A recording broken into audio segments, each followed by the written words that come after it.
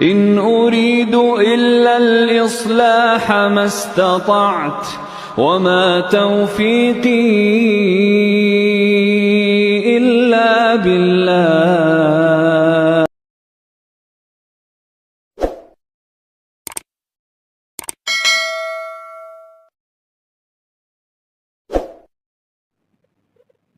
الحمد لله نحمده ونستعينه ونستغفره ونؤمن به ونتوكل عليه ونعوذ بالله من شرور انفسنا ومن سيئات اعمالنا من يهده الله فلا مضل له ومن يضلل فلا هادي له ونشهد ان لا اله الا الله وحده لا شريك له ونشهد ان سيدنا ونبينا وشفيعنا مولانا محمد عبده ورسوله صلى الله على محمد وعلى آله وأصحابه وسلم تسليما كثيرا كثيرا. أما بعد فقد قال الله تعالى في محكم تنزيل الكتاب الكريم: أعوذ بالله من الشيطان الرجيم، بسم الله الرحمن الرحيم.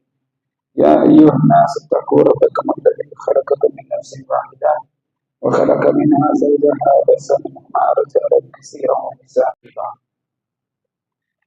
قال نبينا صلى الله عليه وسلم: فإن خير الحديث كتاب الله وخير السنن سنن رسول الله صلى الله عليه وسلم وشر الأمور محدثاتها وكل محدثة بدعة وكل بدعة ضلالة وكل ضلالة في النار أو كما قال نبينا صلى الله عليه وسلم. அளவற்றவர்களும் நிகரற்ற பேரன்பைக்கும் சொந்தக்காரனாகிய எல்லாம் வல்ல அல்லாஹ்வுடைய சாந்தி சமாதானம் நம் உயிரிலும் நிச்சயம் தலைவரும் உலகத்திற்கு ஒரு வழிகாட்டி என்பதுமான ரசூலை கரீம் முஹம்மது முஸ்தபா ஸல்லல்லாஹு அலைஹி வஸல்லம் அவர்களின் இரத்த சொந்தங்கள், அவர்களின் வழியை பின்பற்றி வாழ்ந்த உத்தம தோழர்கள், சத்திய சீடர்கள், சஹாபாக்கள், சஹாபிகள், மக்கள், தாபிஈன்கள், தபோதாபிஈன்கள், மக்கள், முஃமினான மக்கள் மீதும் குறிப்பாக அல்லாஹ்வுடைய இடத்திலே, அவனுக்கு விருப்பமான இடத்திலே, அவனுக்கு பிடித்தமான கியாமத் என்று சொல்லக்கூடிய இந்த இரவு நேர பாவத்தை வணக்கத்தை முடித்துவிட்டு அவனுடைய அருளை எதிர்பார்த்து இருக்கிற நம்மீதும் அவனுடைய அருளுக்கிறதையும் கருணையும் என்று உண்டாகிறார். அன்பிற்குரிய சகோதர சகோதரிகளே, உலகத்தில் நாம் வாழ்கின்ற பொழுது நம் வாழ்க்கை மகிழ்ச்சியாக செல்ல வேண்டும், சந்தோஷமாக இருக்க வேண்டும் என்று சொன்னால் நாம் எதை அளவுகோலாக பார்க்கிறோம்? பொருளாதாரம் இடத்திலே இருந்தால், செல்வ செழிப்பின் இடத்திலே இருந்தால், வசதி வாய்ப்புகளின் இடத்திலே இருந்தால் அது என்னுடைய மகிழ்ச்சியின் அடையாளம், என்னுடைய சந்தோஷத்தின் அடையாளம். அது இருந்தால் எல்லாம் கிடைத்துவிடும். பொருளாதாரம் இடத்திலே இருக்குமானால், வசதி வாய்ப்புகளின் இடத்திலே இருக்குமானால், பல பணியாளர்களின் இடத்திலே இருப்பார்கள் என்று சொன்னால், அனைத்த வேலையை செய்வதற்கு தயாரான பலர் இருக்கார். அது எனக்கு என்ன தரும்? சந்தோஷத்தை தரும் என்பது உலகத்தில் வாழக்கூடிய மக்களுடைய எண்ணமாக இருக்கிறது. அதற்காக வேண்டிய என்ன செய்கிறார்கள்?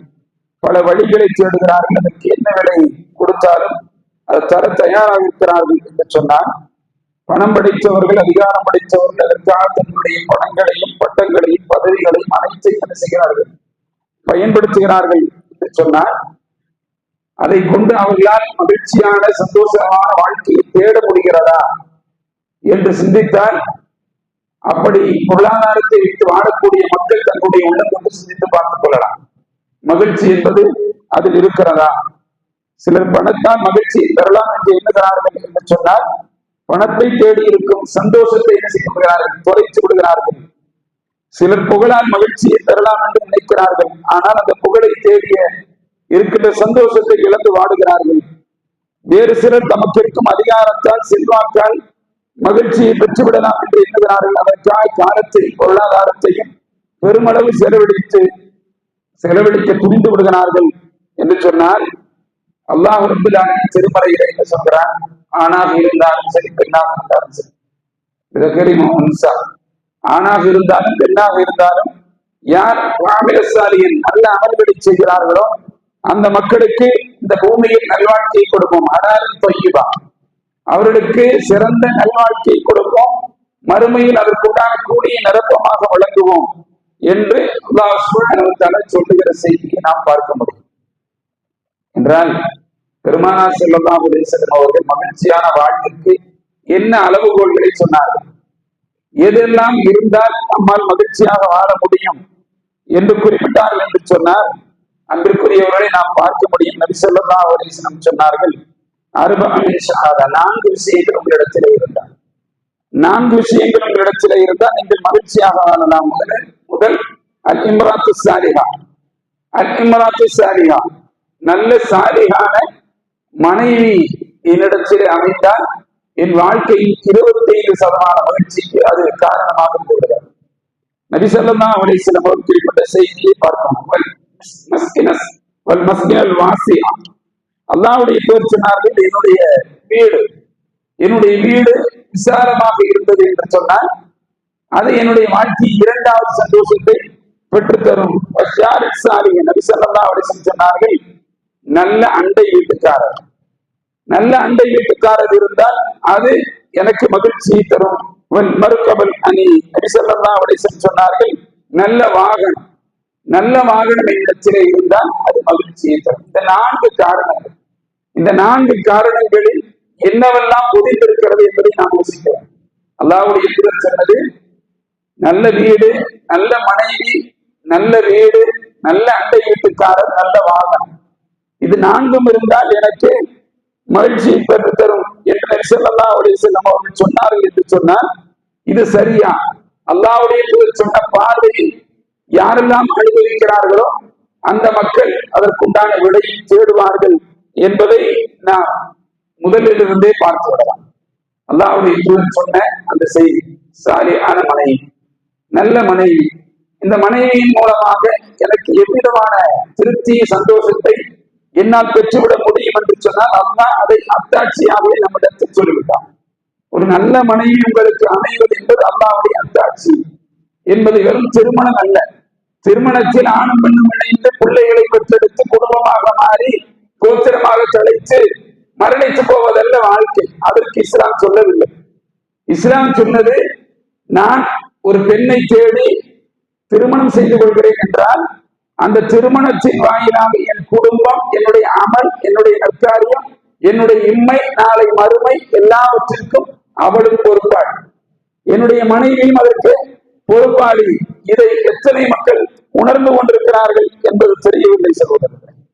ஏன் அல்லாஹ் ரப்பல் ஆலமீன் சொன்னான், وَمِنْ آيَاتِهِ أَنْ خَلَقَ لَكُم مِّنْ أَنفُسِكُمْ أَزْوَاجًا لِتَسْكُنُوا إِلَيْهَا وَجَعَلَ بَيْنَكُم مَّوَدَّةً وَرَحْمَةً إِنَّ فِي ذَلِكَ لَآيَاتٍ لِقَوْمٍ يَتَفَكَّرُونَ. அல்லாஹ் ரப்பல் ஆலமீன் சூரத்துல் ரூமில 21வது வசனத்தில் அல்லாஹ் சொல்கிறார், ஏன் அல்லாஹ் தஆலா தன்னுடைய உங்களிலிருந்து நிம்மதி வருவதற்குரிய நிம்மதி கிடைக்கிறதா? இன்றைக்கு பெரும்பாலான குடும்பங்களில் மனைவியின் மூலமாக கணவன் நிம்மதியை தேடுகிறானா? கணவன் மூலமாக மனைவி நிம்மதியை தேடுகிறானா? கணவன் வீட்டிற்கு நுழைந்தால் மார்க்க ரீதியாக அமைதியான விசுவாசமான குடும்பமாகத்தான் ஒவ்வொரு குடும்பமும் இருந்து கொண்டிருக்கிறதா? அமைதி இழந்து, பொலிவிழந்து, குடும்ப ஆரோக்கியம் இழந்து ஏனாவதான ஒரு வாழ்கிற வாழ்க்கை இன்றைக்கு பெரும்பாலான குடும்பங்களில் விளங்குகிறது. பிள்ளைகளுக்கு முன்னால், குழந்தைகளுக்கு முன்னால் கடுமையான வார்த்தை பிரயோகங்களை பயன்படுத்தி குடும்பம் சீர்குலைந்து போகிற நிலையை நாம் பார்க்கிறோமே. யோசித்து பாருங்கள், ஏன் நபி ஸல்லல்லாஹு அலைஹி வஸல்லம் அவர்கள் அப்படியான வார்த்தையை பதிவு செய்தார்கள் என்பதை புரிந்து கொள்ளும். சைத்தான்களுடைய தலைவனுக்கு பிடித்த காரியம் அது நாம் பார்க்கிறோமா இல்லையா? சைத்தானுடைய தலைவனுக்கு பிடித்த காரியம், சைத்தானுடைய சூழ்ச்சியில் சிக்கக்கூடியவர்களில் முதலில் இழப்பது யாரை? மனைவி என்று நபி ஸல்லல்லாஹு அலைஹி வஸல்லம். சைத்தான் அவனும் என்ன செய்கிறான்? கடலிலே அவனுடைய அரசியல் அமைத்து வச்சிருக்கிறான். தன்னுடைய சகா பிள்ளைகளை, தன்னுடைய சைத்தான்களை, தன்னுடைய மக்களை எல்லாம் அவர்களை அனுப்பி ஒவ்வொருவருடைய வாழ்க்கையிலும் தீமைகளையும், அநியாயங்களையும், அக்கிரமங்களையும், அனாச்சாரங்களையும், படிக்கேட்டையும், குஃப்ரையும், சிறுக்கையும், இணை வைப்பையும், எல்லா மாபாதகங்களையும் என்ன செய்கிறான்? செய்ய சொல்கிறான். ஆனால் இந்த எல்லா விஷயத்திலும் அவனுக்கு பிடித்தமான விஷயம் எது என்று சொல்லுகின்ற பொழுது அல்லாஹ்வுடைய தூதர் சொன்னார்கள், எப்போது ஒருவர் தன் மனைவியோடு பிணக்கை, விரிசலை சந்திக்கின்றாரோ அந்த நிலை அவனுக்கு பிடித்தமானது, அதுதான் முதல் தரமானது என்று சொன்னார். அவனுடைய பார்வையில் அது முதல் தரமானது. யார் அப்படியான செயலை செய்து கொண்டு வருகிறார்களோ அந்த சைத்தான்களை அழைத்துதான் பாராட்டுகிறான், அவர்களைத்தான் கௌரவிக்கிறான். அவர்களுக்குத்தான் பட்டங்கள் வழங்குகிறான் என்று சொன்னால் அல்லாஹ்வுடைய தூதர் சொன்னார்கள், அப்படி மார்க்க ரீதியான நிலை எந்த கணவன் இழந்து விடுகிறானோ, எந்த மனைவி இழந்து விடுகிறார்களோ அவர்களை பற்றி சொல்லுகின்ற பொழுது மகிழ்ச்சியான வாழ்க்கையில் ஒரு பகுதி என்ன செய்து விடுகிறார்கள், அவர்கள் இழந்து விடுகிறார்கள் என்பதை நாம் பார்க்கிறோம் என்று சொன்னால், ரசூலுல்லாஹி ஸல்லல்லாஹு அலைஹி வஸல்லம் அவர்கள் சொன்னதாக ஜாபிர் இப்னு அப்துல்லாஹ் ரலியல்லாஹு அன்ஹு இருக்கிற செய்தியைத்தான் நாம் பார்க்கிறோம். அவன் தன்னுடைய ஆட்சி கட்டிலை தண்ணீரின் மீது அமைத்து தன் படைகளை பூமியில் குழப்பங்களை வைக்க அனுப்புகிறான். அதிலே எல்லோருக்கும் தங்களுடைய அப்டேட்டை கொண்டு வந்து கொடுக்கின்ற பொழுது அவற்றை எல்லாம் இது பெரிய விஷயமில்லை என்று சொல்லி தள்ளிக்கொண்டே சென்றவன் கடைசியிலே நான் கணவனை விட்டு மனைவி, மனைவி விட்டு கணவனை பிரித்து அவரிடத்தில் குரோதத்தை பகைமையும் உண்டாக்கி குடும்பத்தையே சீர்குலைத்து விட்டு வந்திருக்கிறேன் என்று சொல்லுகிற பொழுது அவர்களை பாராட்டுகிறான், நன்கு பாராட்டுகிறான் என்ற செய்தியை முஸ்லிம் கிதாபில் 2813 இலக்கத்தில் நாம் பார்க்கிறோம் என்று சொன்னால், நபி ஸல்லல்லாஹு அலைஹி வஸல்லம் அவர்கள் ஏன் அவ்வாறு சொன்னார்கள் என்பதை புரிந்து கொள்ளும். அல்லாஹ் ரப்பல் ஆலமீன் திருமறையிலே சூரா நிசாவுடைய 34வது வசனத்திலே பேசுகிறான், எப்படி நல்லொழுக்கமுள்ள பெண்கள் அல்லாஹ்வுக்கும் தங்கள் கணவனுக்கும் பணிந்தே நடப்பார்கள். இரண்டும் எப்படி ஒப்பீடு செய்கிறான் என்று பாருங்கள். அல்லாஹ்வுக்கும் தங்களுடைய கணவனுக்கும் பணிந்தே நடப்பார்கள். தங்களுடைய கணவன் மறைவாக உள்ள சமயத்தில் அல்லாஹ்வுடைய பாதுகாப்பை கொண்டு தங்களையும் கணவனின் மற்ற பொருள்களையும் பேணி பாதுகாத்துக் கொள்வார்கள் என்று அல்லாஹ் ரப்பல் ஆலமீன் அவர்களை சிலாகித்து பேசுகிறார். கணவனாக இருந்தாலும் சரி, மனைவியாக இருந்தாலும் சரி என்ற நிலையை பார்க்கிறோம் என்று சொன்னால், கணவன் எடுக்கும் முடிவுகளில் மனைவி துணை நிற்கும் மனைவியே நல்ல மனைவி, கணவன் எடுக்கின்ற முடிவுகளில் துணை நிற்கும் மனைவியே நல்ல மனைவி என்பதை நாம் புரிந்து கொள்ளலாம். இதற்கு உதாரணம் பாருங்கள், ஒரு சஹாபியுடைய வரலாறு.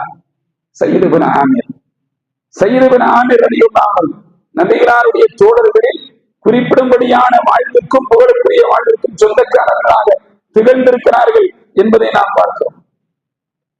இவர் ஒரு கட்டத்திலே அப்துல்லா இப்னு அப்பாஸ் ரலியல்லாஹு அன்ஹுடைய ஒரு பிரபல்யமான கூற்றை நாம் பார்க்க முடியும்.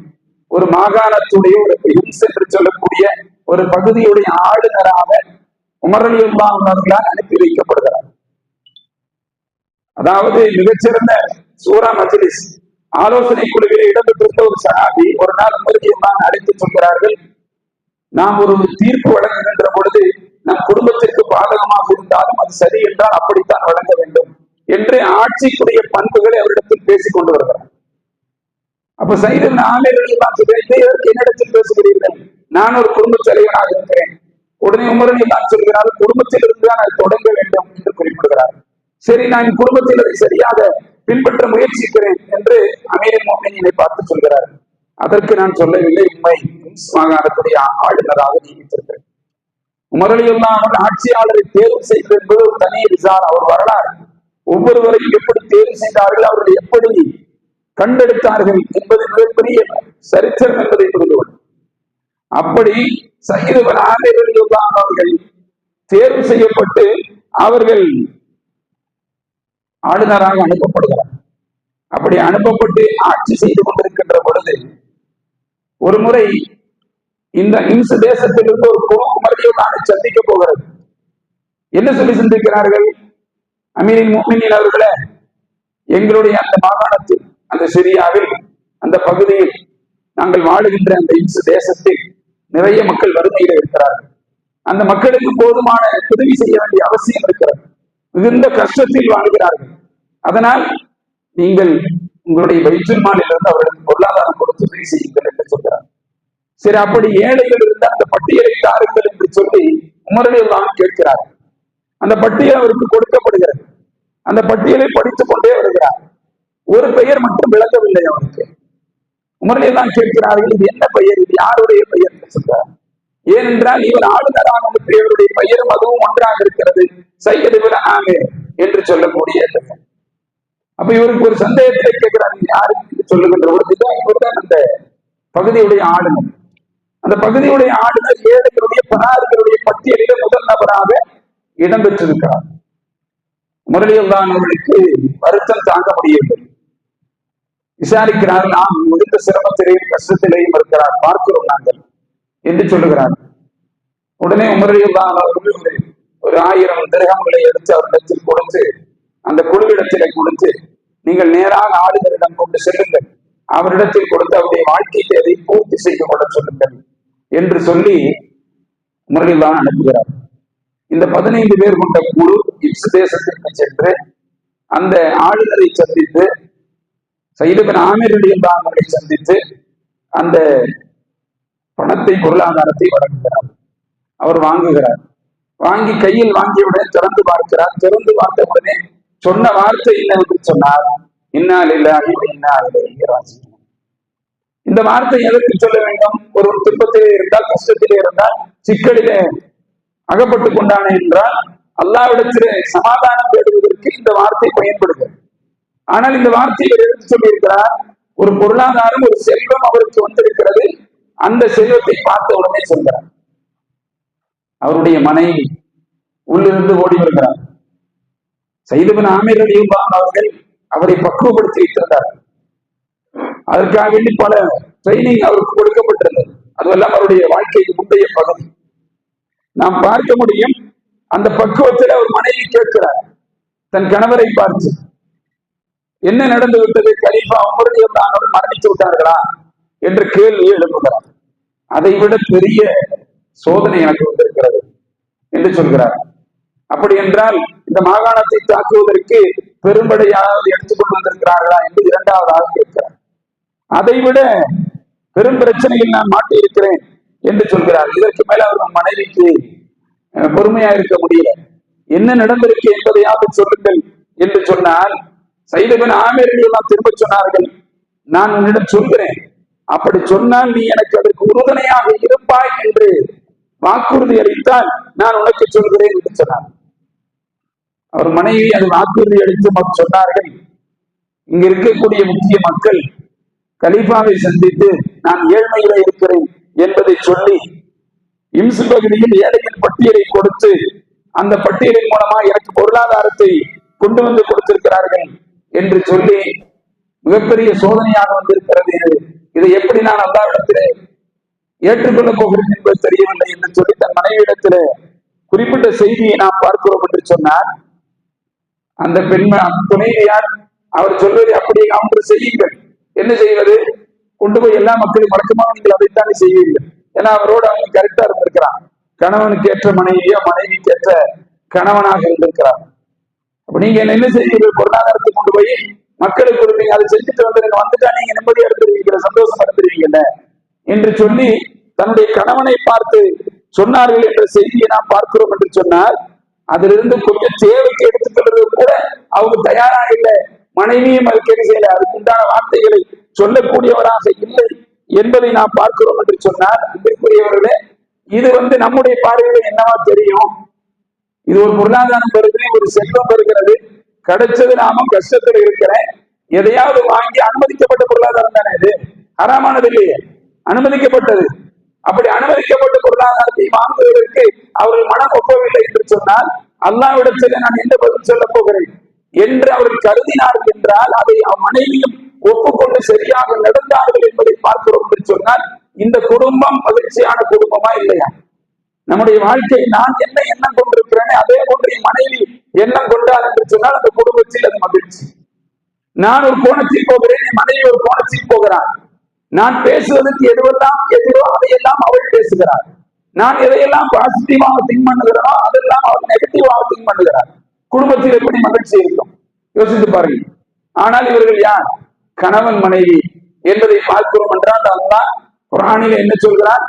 உன்ன லிபாசுல்லக்கும் வஅன்து லிபாசுல்லஹும், நீங்கள் அவர்களுக்கு ஆடை, அவர்கள் உங்களுக்கு ஆடை என்று அல்லாஹ் தஆலா வாக்குறுதி அளிக்கிறான் என்று சொன்னால், அப்படியான குடும்பம் அமைகிற போது பொருளாதாரம் இடத்தில் இருக்கிறதோ இல்லையோ, என்னிடத்தில் செல்வம் இருக்கிறதோ இல்லையோ, நான் எதை கொண்டு போய்கிறோம் அது ஆதாரான பொருளாதாரம் என்று என் மனைவி பார்க்க வேண்டும்.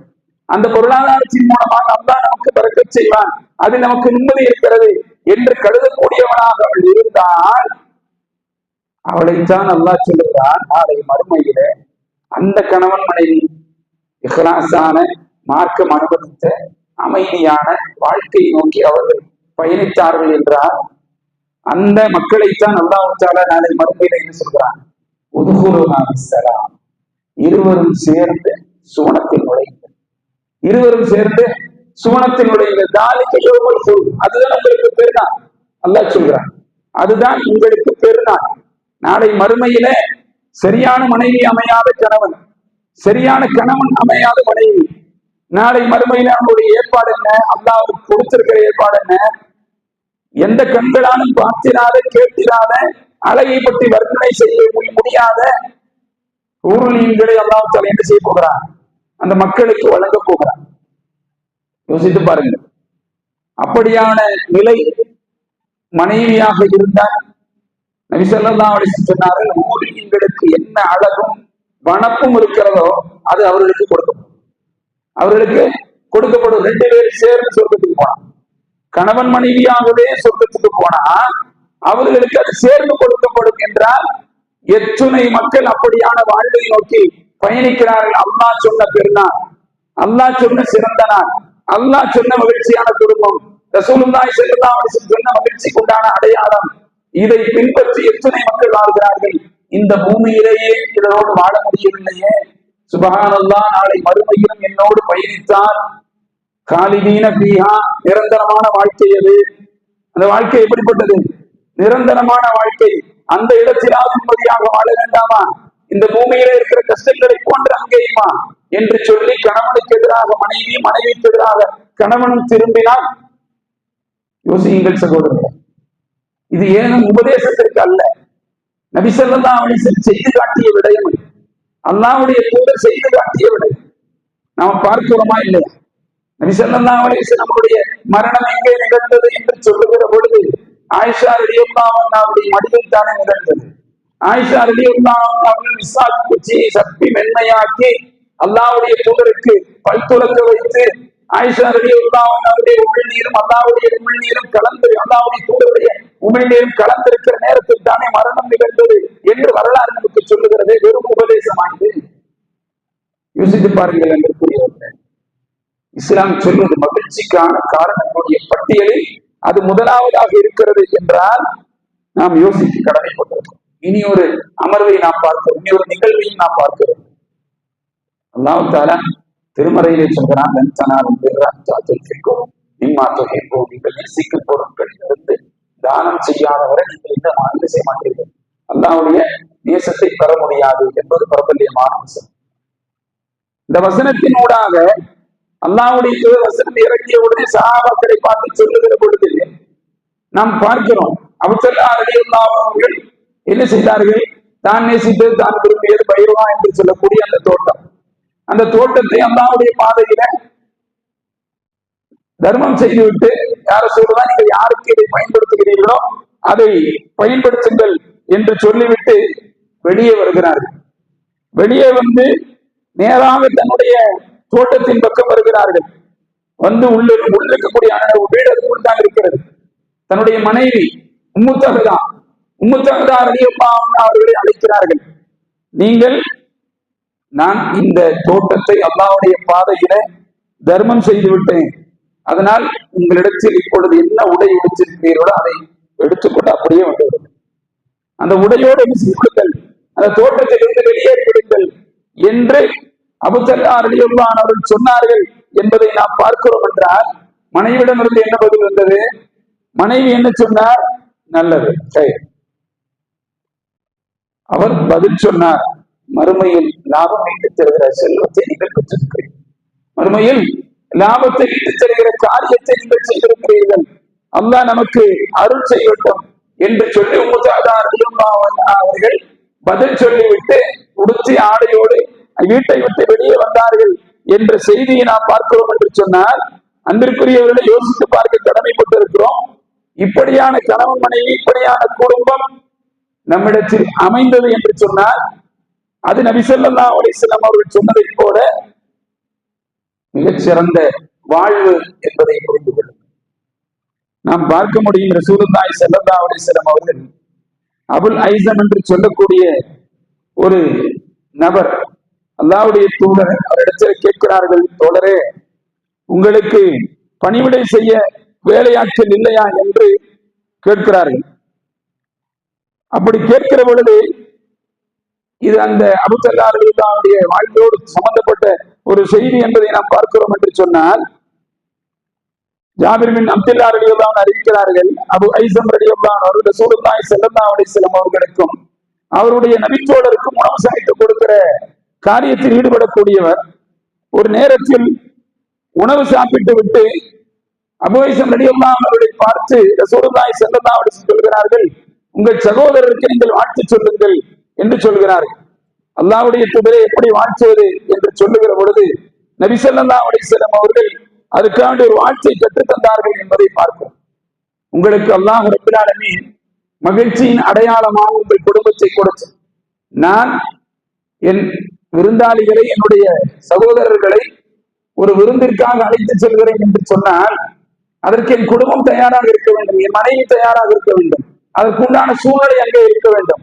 நான் எதை சொன்னாலும் அது நன்மை இருக்கிறது என்று கருதக்கூடிய பெண்ணாக, மனைவியாக அவர் இருக்க வேண்டும் என்று சொன்னால் அப்படியான சூழல் யாரிடத்திலே இருந்தது? அபூஜல்லா ரலியல்லாஹு இடத்திலே, உம்மு ரலியல்லாஹு இடத்திலே இருந்தது என்பதை வாழ்க்கை வரலாறாக இருந்து கொண்டிருக்கிறது என்ற செய்தியை பார்க்கிறோம் என்று சொன்னார். அன்பிற்குரியவர்களே, அந்த சரியான குடும்பம், நல்ல மனைவி, நல்ல கணவனை பெற்று வாழக்கூடிய மக்கள் மிகச்சிறந்த மகிழ்ச்சி பெறக்கூடியவர்களாக இருப்பார்கள் என்பதை வரலாறு நமக்கு சொல்லுகிறது என்று சொன்னால் இது முதலாவது அளவுகோலாக நாம் பார்க்க கடமைப்பட்டிருக்கிறோம். அடுத்து நபி ஸல்லல்லாஹு அலைஹி வஸல்லம் அவர்கள் சொன்ன விசாலமான வீடு. அல்லாஹ் ரப்பல் ஆலமீன் சொல்கிறான், வல்லாஹு ஜஅல லக்கும் மின் புயூத்திக்கும் சகனா வஜஅல லக்கும் மினல் ஜுலூதி வல் அன்ஆமி புயூத்தன். மேலும் அல்லாஹ் உங்களுக்காக உங்கள் வீடுகளை அமைதி அளிக்கும் இடமாக ஆக்கினான். கால்நடைகளின் தோள்களின் மூலம் உங்களுக்கு அல்லாஹ் வீடுகளை தந்தான். நீங்கள் பயணம் செல்லும் போதும் தங்கிவிடும் போதும் அவற்றை நீங்கள் லேசாக காண்கிறீர்கள் என்று அல்லாஹ் ரப்பல் ஆலமீன் சொல்கிற செய்தியை நாம் பார்க்கிறோம் என்று சொன்னால், விசாலமான வீடு என்பது ஆக சிறந்த நியமத். நாம என்ன கருதுறோம்?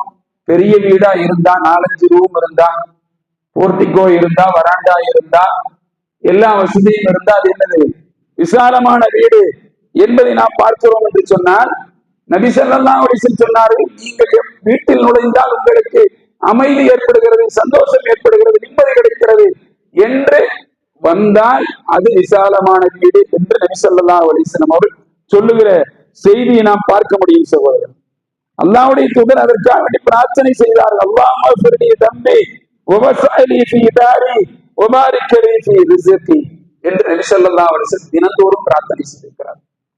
என்ன பிரார்த்தனை அது? என்னுடைய பாவத்தை அல்லாஹ் மன்னிச்சு விடுவாயாக, என் வீட்டை அல்லாஹ் விசாலமாக்குவாயாக, என் வாழ்வாதாரத்தில் ரிஸ்கில் அல்லாஹ் அபிவிருத்தியை தருவாயாக என்று அல்லாஹ்வுடைய தூதர் பிரார்த்தனை செய்திருக்கிறார்கள். வீட்டில் நுழையும் பொழுது அவனுக்கு நெருக்கடி கிடைக்கிறது என்று சொன்னால், வீட்டில் நுழைகின்ற பொழுது அந்த வீடு அவனுக்கு நிம்மதியை தரவில்லை என்று சொன்னால் அது அவன் பெற்றிருக்கிற துர்பாகியங்களில் ஒன்று என்று இஸ்லாமிய மார்க்கம் தெளிவாகவே சொல்கிறது.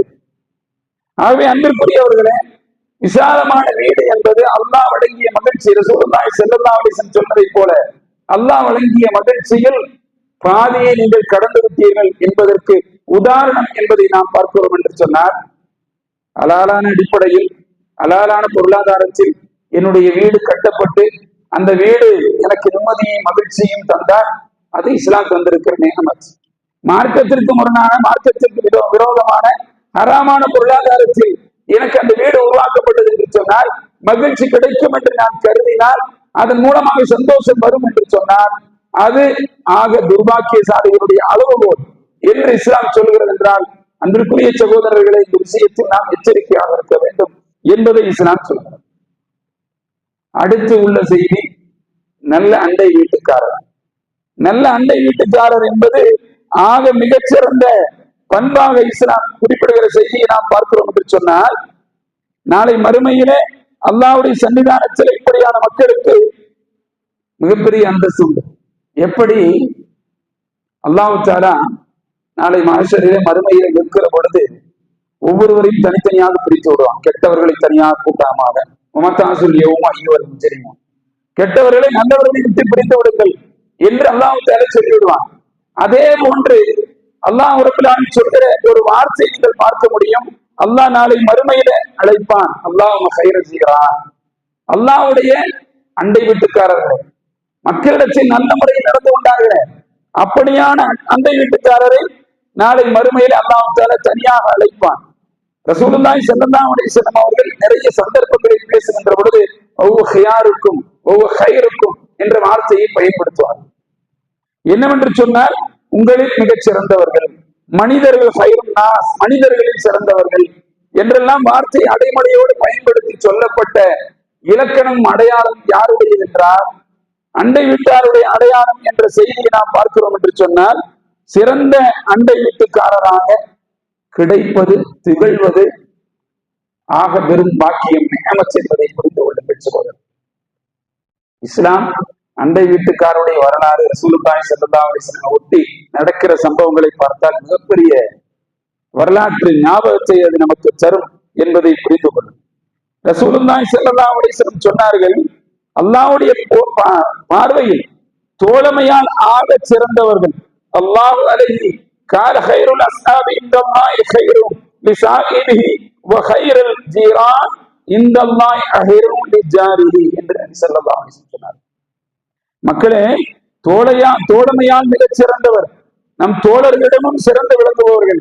அல்லாஹ்வுடைய பார்வையில் சிறந்த அண்டை வீட்டுக்காரர் யார் என்று சொன்னால், நம்முடைய தனது அண்டை வீட்டுக்காரர்கள் சிறந்தவர்களாக இருப்பவர்கள் என்று நபி ஸல்லல்லாஹு அலைஹி வஸல்லம் சொன்னார்கள் என்றால், அண்டை வீட்டார் உள்ள உறவு ஆக மிகச் சிறந்தது. இபாதத்துகளில் அழைப்பதும் சரி, சிரமங்களில் ஒத்துழைப்பதும் சரி, துன்பமான நேரங்களில் ஆறுதல் சொல்வதும் சரி, எல்லா காரியங்களிலும் முதல் இடத்தில் இருப்பவர் யார்தான் இருக்கிறார்? அண்டை வீட்டாராக இருக்கிறார் என்பதை இஸ்லாம் சொல்கிறது என்று சொன்னால், நபி ஸல்லல்லாஹு அலைஹி வஸல்லம் ஒரு இடத்திலே சொன்னார்கள், மின் ஷஹாதத்தில் மர்இல் ஜாரி அஸ்ஸாலிஹ் வல் மர்கபல் அனீ வல் மஸ்கனல் வாஸிஹ்.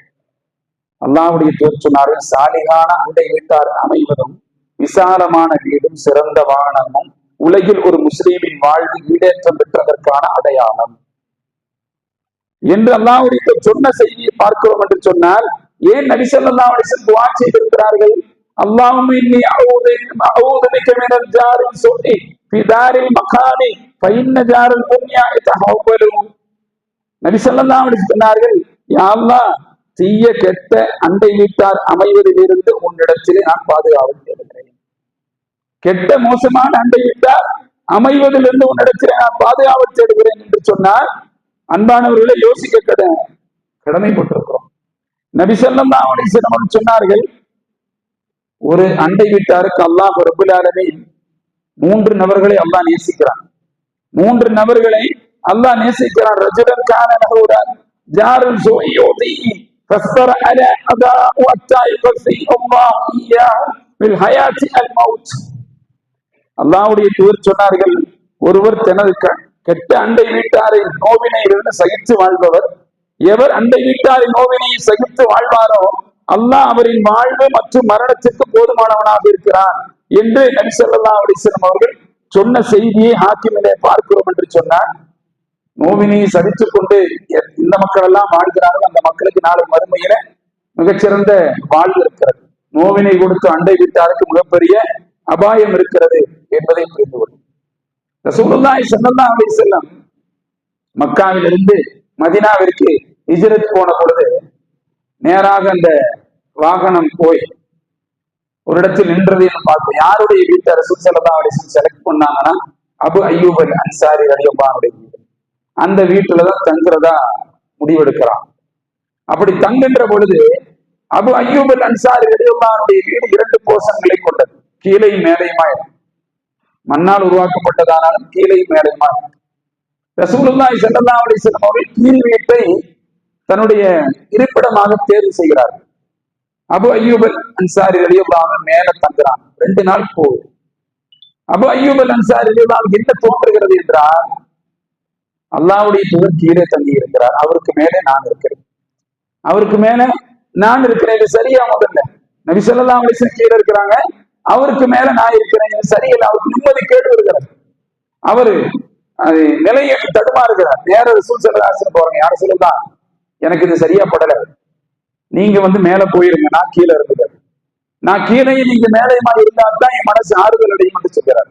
ரசூலுல்லாஹி ஸல்லல்லாஹு அலைஹி வஸல்லம் சொல்கிறார்கள், பரவாயில்லை, எனக்கு இது சௌகரியமா இருக்கிறது என்று சொல்கிறார். யார சொல்லலாம், எனக்கு சௌகரியமா இல்லை, உங்களுக்கு சௌகரியமா இருக்கிறது, எனக்கு அது அசௌகரியமாப்படுகிறது, உங்களுக்கு மேல் நான் இருப்பது என்பது வீட்டளவில் கூட என்னால் ஒப்புக்கொள்ள முடியவில்லை என்று சொல்கிறார். எவ்வளவு சிறந்த அண்டை வீட்டுக்காரராக திகழ்ந்திருக்கிறார் என்பதை பாருங்கள். உடனே நபி ஸல்லல்லாஹு அலைஹி வஸல்லம் அவர்கள் மேல போயிட்டு அபூ அய்யூப் அல் அன்சாரி ரலியல்லாஹு அன்ஹு கீழே வந்துட்டாங்க. தன்னுடைய ஃபுட்டு வீட்டுல சமைச்சா அந்த ஃபுட்டை எடுத்து என்ன செய்வாங்க, ரசூலுல்லாஹி ஸல்லல்லாஹு அலைஹி வஸல்லம் அவர்களுக்கு கொடுப்பார்கள் என்பதை நாம பார்க்கிறோம்.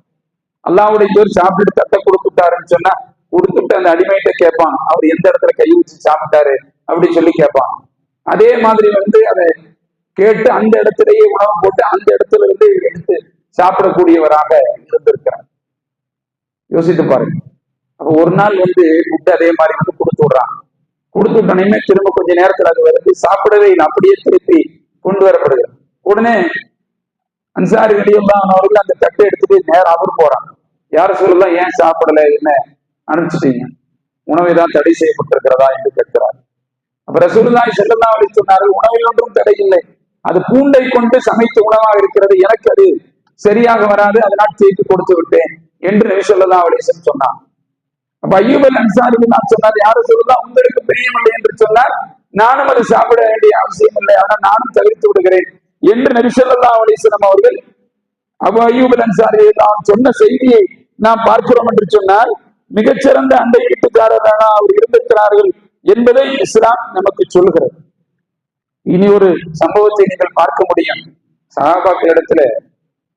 அதாவது அபூ ஜஹல் என்று சொல்லக்கூடிய ஒரு மனிதர், இவர் கடுமையான பண நெருக்கடி இவருக்கு, அதனால் தன்னுடைய வீட்டை விலைக்கு விற்கிறார்.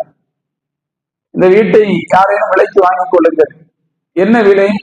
1,00,000 திர்ஹம். 1,00,000 திர்ஹமிற்கு இந்த வீட்டை கொடுக்கிறார். எல்லோரும் கேலி செய்கிறார்கள். ஏனென்றால் அந்த வீடு 100 திர்ஹம் கூட போகாது. அந்த வீடு 100 திர்ஹம் கூட போகாது. ஆனால் சொன்ன விலை என்ன? 1,00,000 திர்ஹம். உனக்கு என்ன பைத்தியமா பிடித்திருக்கிறது என்று சொல்லி அவரை பார்த்து கேட்கிறார்கள். அப்படி கேட்கின்ற பொழுது அபூ ஜஹல் என்று சொல்லக்கூடிய அந்த மனிதர் சொல்கிறார், நான் ஏன் இந்த விலை வைக்கிறேன் என்று தெரியுமா? என்னுடைய பக்கத்து வீட்டுக்காரராக சய்யித் இப்னு ஆஸ் ரலியல்லாஹு அன்ஹு இருக்கிறார்கள். சய்யித் இப்னு ஆஸ் ரலியல்லாஹு அன்ஹு இருக்கிறார்கள்.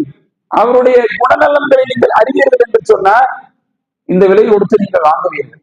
ஏன் தெரியுமா? நான் அவருக்கு பல தீங்குகள் விளைவித்திருக்கிறேன், ஆனால் எனக்கு ஒருபோதும் அவர் எனக்கு தீங்கு விளைவித்ததில்லை, மாறாக எனக்கு உபகாரம் தான் செய்திருக்கிறார்.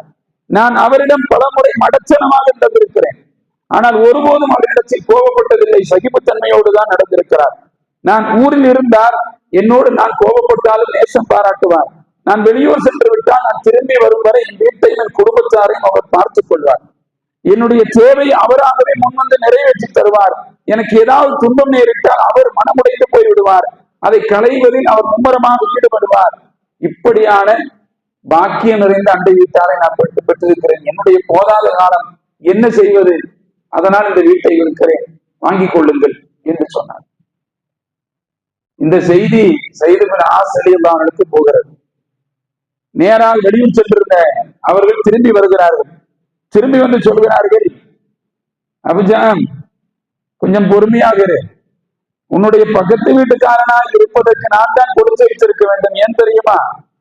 இவ்வளவு என்னுடைய நல்ல விஷயங்களை மக்களிடத்தில் எல்லாம் சொல்லிவிட்டாயே, என்னிடத்தில் நான் எப்படியெல்லாம் நடந்து கொள்வேன் என்றெல்லாம் சொல்லிவிட்டாய்.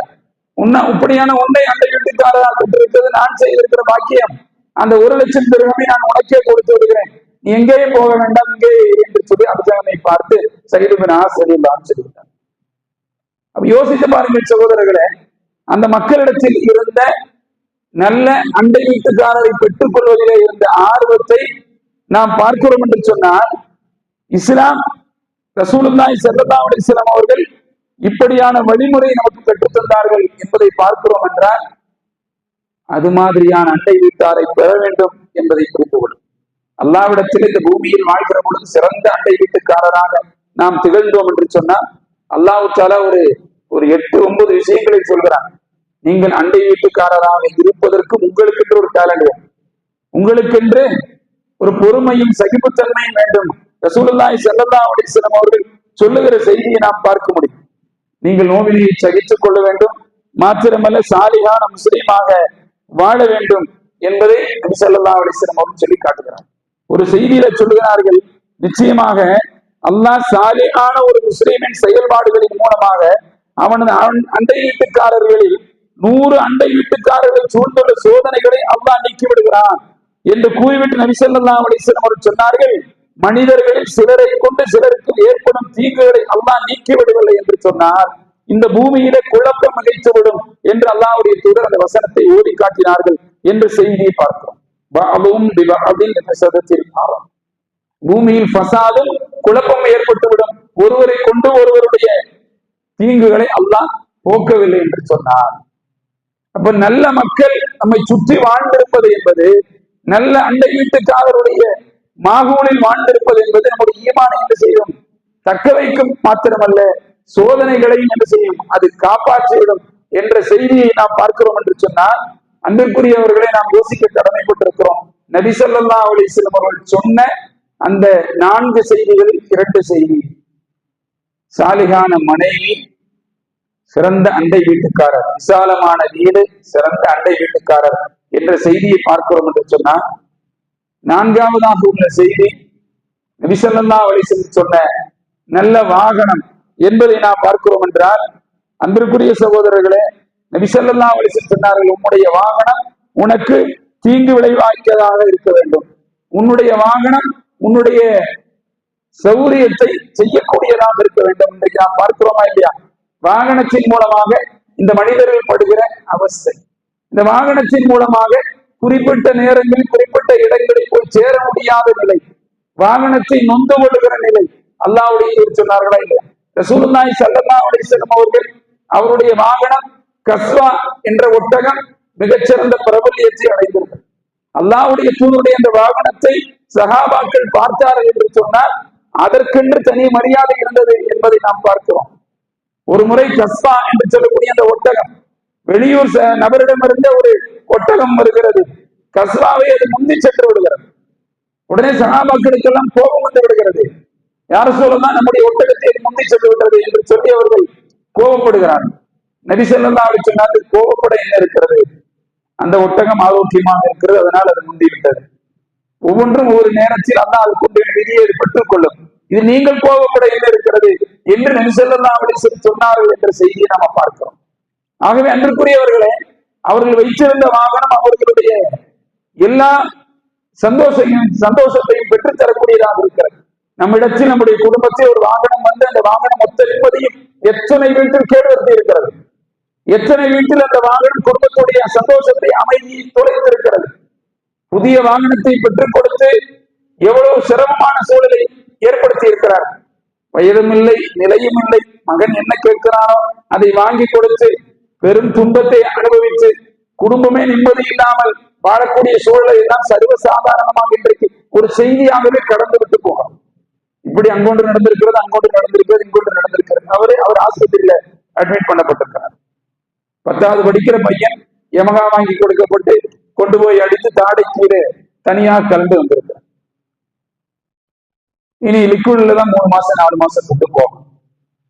நம்முடைய பகுதியில தான் நடக்கிறது. யோசித்து பாருங்கள் சொல்றாங்க. ஏன் ரசூலுல்லாஹி ஸல்லல்லாஹு அலைஹி வஸல்லம் சொன்னார்கள், மகிழ்ச்சிக்குரிய வாழ்க்கையின் இலக்கணமாக நல்ல வாகனம், உங்களுக்கு அமைதியை பெற்றுத் தருகிற வாகனம், இது 4ம் கிடைத்து விட்டால் நீங்கள் பாக்கியசாலிகளாக மாறிவிட்டீர்கள் என்று நபி ஸல்லல்லாஹு அலைஹி வஸல்லம் சொன்னார்கள் என்று சொன்னால், இதை நாம் யோசிக்க கடமைப்பட்டிருக்கிறோம். அல்லாஹ்வுடைய சொன்ன செய்தி முழு மனித சமூகத்திற்கும் தேவையான வாழ்க்கையின் உண்மையை பெற்றுத் தருகின்ற செய்தி என்று சொன்னால், அதை யோசித்து அந்த அடிப்படையில் இந்த பூமியில வாழ பழகிக் கொள்ள வேண்டும். இந்த உலகத்தின் பொருளாதாரத்தை கொண்டோ, செல்வ செழிப்பை கொண்டோ, சுகத்தை கொண்டோ, இன்னவர வாழ்வாதாரங்களை கொண்டு நமக்கு நிம்மதியை பெற்றுத் தருமா என்று சொன்னால், அவன் சுகபோகமா கட்டில் உறங்க படுக்கின்றான், ஆனால் அவன் உள்ள மட்டும் உறங்குவதில்லை, நிம்மதி இல்லாமல் தவித்துக் கொண்டிருக்கிறான் என்ற செய்தியை நாம் பார்க்கிறோம் என்றால், அன்பானவர்களே, இஸ்லாம் தெளிவான வழிகாட்டுதலை இந்த மக்களுக்கு வழங்கி இருக்கிறது. நிம்மதியான மகிழ்ச்சிக்குரிய காரணிகளை மக்களுக்கு சொல்லிக் கொண்டிருக்கிறது. அந்த அடிப்படையில் வாழ்ந்து மரணிக்கிற பாக்கியத்தை அல்லாஹ் சுப்ஹானஹு வ தஆலா பேசுகிற எனக்கும் கேட்கிற உங்களுக்கும் தந்தர் புரிவானாக. வாஹிர் தவானா அல்ஹம்துலில்லாஹி ரப்பில் ஆலமீன். அஸ்ஸலாமு அலைக்கும் வரஹ்மத்துல்லாஹி வபரகாத்துஹு.